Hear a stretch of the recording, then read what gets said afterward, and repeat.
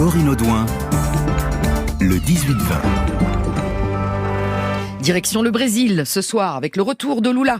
3e mandat présidentiel obtenu de justesse en octobre dernier face à Jair Bolsonaro. Bonsoir Olivier Poujade. Bonsoir Corinne, bonsoir à tous. Alors, oui, Lula sera réinvesti président dimanche, avec en héritage un pays en grande difficulté économique, autour de 10% de chômage, plus de 30 millions de Brésiliens qui souffrent d'insécurité alimentaire. Un Brésil qui est aussi isolé du monde, après 4 ans de Bolsonaro-scepticisme. Bref, l'ancien métallo, à 77 ans, va devoir, une fois de plus, se retrousser les manches. Il va lui falloir beaucoup d'énergie pour reconstruire un Brésil taillé en pièces, divisé par 4 ans de bolsonarisme. Mais Lula n'a cessé de le répéter depuis 2 ans. J'ai l'expérience d'un septuagénaire et l'énergie d'un homme de 30 ans. Preuve à l'appui, son équipe de communication diffuse régulièrement des dizaines de vidéos sur les réseaux, le filmant en pleine séance de musculation, dégoulinant de sueur au terme de ses 9 kilomètres de footing quotidien. C'est un président brésilien fort, résistant, qui reprendra les rênes en 2023, mais qui devra aussi faire preuve de beaucoup de souplesse. En octobre dernier, Lula, on le rappelle, a été élu d'un cheveu en ratissant large de la droite traditionnelle à l'extrême gauche, un grand écart qu'il va falloir tenir pour relever tous les défis qui l'attendent. Et Lula n'a pas perdu une minute pour travailler sur la composition de son gouvernement. Au lendemain de son élection, une équipe de plusieurs dizaines de techniciens chapeautés par son vice-président Geraldo Alckmin, lui-même ancien adversaire de Lula, tout ce petit monde a planché jour et nuit pour, d'une part, débusquer tous les dossiers brûlants cachés sous le tapis par Bolsonaro, comme par exemple l'utilisation d'enveloppes secrètes dont le montant aurait laissé un trou de près de 100 milliards d'euros dans les finances de l'État. Première mission donc, nettoyer le terrain, et ensuite trouver le parfait équilibre qui permettra à Lula de remercier la constellation de personnalités politiques qui se sont ralliées à lui pour défendre la démocratie brésilienne. Au total, 37 ministères, dont celui de l'industrie et du commerce à son vice-président Geraldo Alckmin, la caution libérale de Lula pour relancer la machine.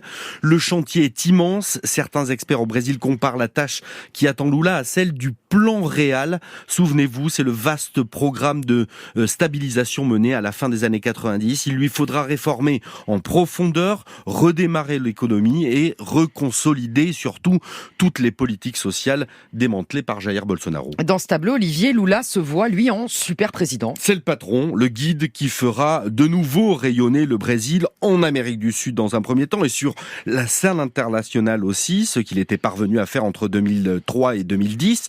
Lula veut aussi marquer ce nouveau mandat en insistant sur la défense des droits humains. Le changement est déjà spectaculaire avec la création du premier ministère indigène, de celui de l'égalité raciale, le retour d'un ministère des femmes et d'un ministère de l'environnement. Tout cela n'existait plus au Brésil. Beaucoup d'espoir, donc, mais beaucoup d'appréhension aussi, puisque cette 3e investiture de Lula va se dérouler dimanche dans un climat, disons, instable. Oui, l'intégralité, Corinne, 100% des forces de sécurité de la capitale seront mobilisées dimanche. À partir d'aujourd'hui, le port d'armes est interdit dans la ville.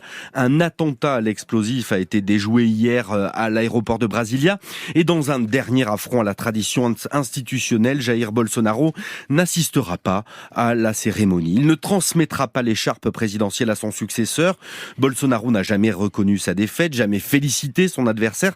Bolsonaro sera dimanche à Mar-a-Lago, aux États-Unis, dans la résidence de son ami Donald Trump. Et on ne sait toujours pas, on ne sait toujours pas qui sera chargé d'assurer la passation de pouvoir. Cette investiture ne ressemblera à aucune autre. Bolsonaro restera dans l'histoire politique du pays comme l'ennemi numéro 1 de la démocratie brésilienne. C'est clairement la victoire de la démocratie que Lula célébrera dimanche. Et dans ce contexte, on peut franchement s'étonner, alors que 17 chefs d'État étrangers et plus de 150 personnalités de très haut niveau seront présentes à Brasilia. On peut s'étonner que la France soit représentée par son ministre délégué au commerce extérieur.